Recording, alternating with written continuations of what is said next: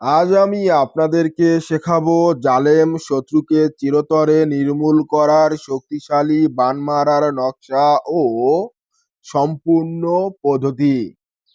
এখানে দেখতে পাচ্ছেন শত্রুকে শেষ করার কবচ। এই কবচটি প্রয়োগ করে আপনি আপনার জালেম শত্রুকে চিরতরে নির্মূল করতে পারবেন। আর এটা হলো বান মারার নকশা, সম্পূর্ণ কুফরি বিদ্যা।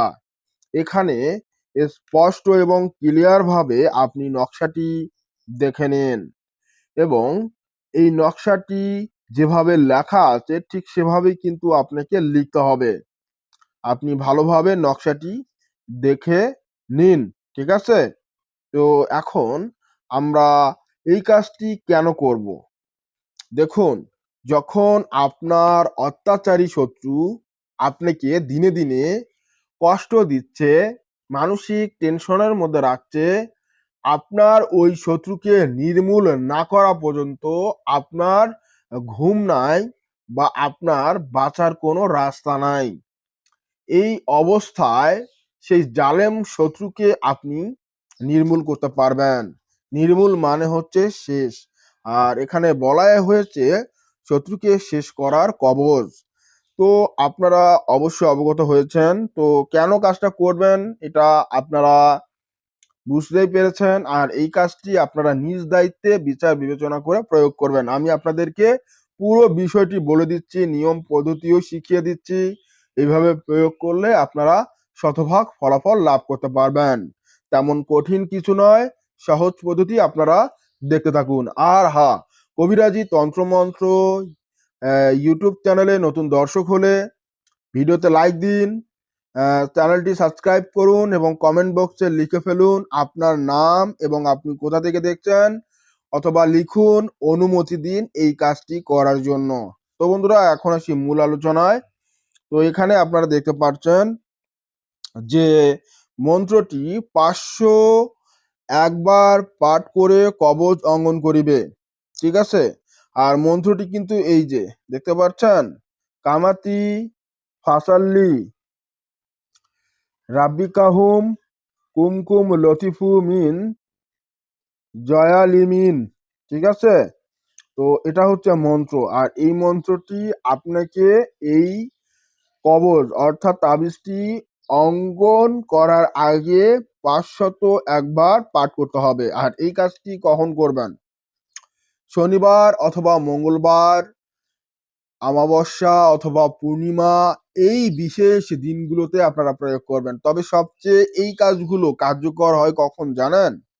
অমাবস্যা অর্থাৎ কালী পুজোয় এটা সবচেয়ে কার্যকারী হয়। তো আমরা কিন্তু এখানে মোটামুটি একটা ধারণা পেলাম যে আমাদেরকে কি করতে হবে। তাবিজটি লেখার আগে আমাদেরকে এই মন্ত্রটি, এই যে কামাতি ফাসাল্লি এখান থেকে এই যে জায়ালিমিন এই পর্যন্ত এই মন্ত্রটি 500 একবার পাঠ করতে হবে। এরপর কবচটি আমাদেরকে অঙ্কন করতে হবে। আর অঙ্কন করার পর এই যে এখানে লিখতে হবে শত্রুর নাম, এখানে লিখতে হবে শত্রুর হচ্ছে পিতার নাম। তো নাম লেখার বিষয়টাও আপনারা বুঝতে পারছেন। তো এখন আসি যে নিয়ম বিধি। যাকে শেষ করিবে তার পরনের কাপড়ের উপর কবচটি অঙ্কন করিবে, একটি কবচ কবরে দাফন করিবে, একটি কবচ শ্মশানে দাফন করিবে, একটি কবচ শত্রুর দরজায় দাফন করিবে। এখানে তিনটা স্থানের কথা উল্লেখ করা হয়েছে। এই তিনটা স্থানে অবশ্যই আপনাকে আহ, এই তাবিজ অর্থাৎ নকশাটি তিনটা লিখতে হবে। লিখে এই সমস্ত তিন জায়গায় মানে পুঁতে রাখতে হবে। দাফন মানে হচ্ছে পুঁতে রাখা। তো এটা শনি মঙ্গলবারই করতে হবে, এখানে সংক্ষেপে বলা হয়েছে। তো আমি আপনাদেরকে বিস্তারিতভাবে বলে দিলাম, বুঝিয়ে দিলাম। তারপরেও যদি আপনার বুঝতে সমস্যা হয় কমেন্ট করে জানাবেন, আমি আপনাদের কমেন্টের রিপ্লাই দিব। অনেকেই আমাকে ফোন করে থাকেন, দেখুন আমাদের নাম্বারগুলো দেয়া থাকে হচ্ছে যারা এই ধরনের বইগুলো নিতে চান তাদের জন্য, ঠিক আছে?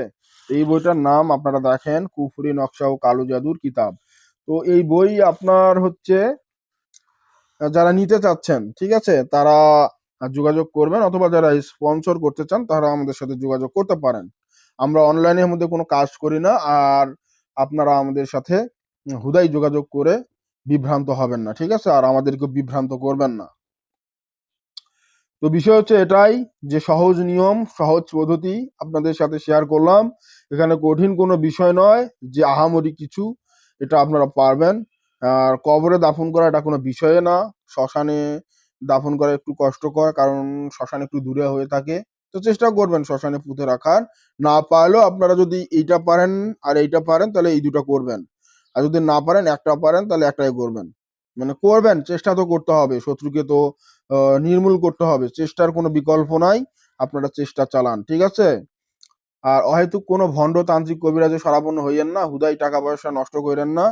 আপনার প্রয়োজনে আপনারা এটার প্রয়োগ করবেন, তবে অবশ্যই নিজ দায়িত্বে বিচার বিবেচনা করে প্রয়োগ করবেন। আমি যে বিদ্যাগুলো শেয়ার করি এগুলো হচ্ছে শিক্ষামূলক উদ্দেশ্যে এবং গবেষণার উদ্দেশ্যে। আপনারা সিরিয়াসলি কেউ এগুলো নেবেন না।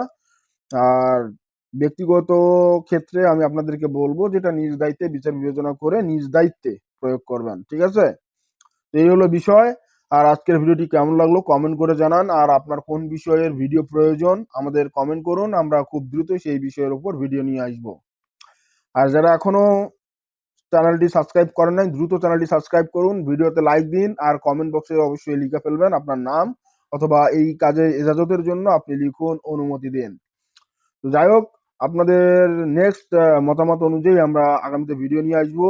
আর এই ধরনের ভিডিওগুলো আপনাদের কাছে কেমন লাগতেছে সেটাও জানাবেন, কারণ মানে এইভাবে আপনাদের সাথে শেখাচ্ছি।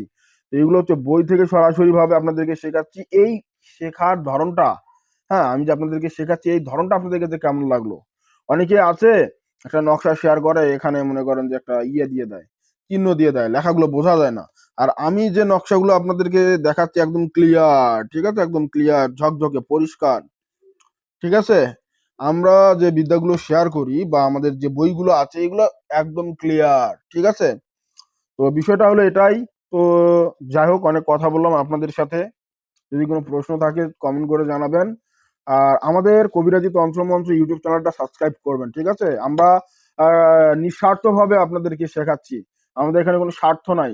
স্বার্থ এটাই যে আপনারা আমাদের ভিডিওগুলো দেখবেন, লাইক কমেন্ট শেয়ার করবেন, আপনারা উপকৃত হবেন, আমিও উপকৃত হব, এই হলো বিষয়। তো যাই হোক, ভালো থাকবেন, সুস্থ থাকবেন, আমার জন্য দোয়া করবেন। দেখা হচ্ছে নেক্সট ভিডিওতে। খোদা হাফেজ।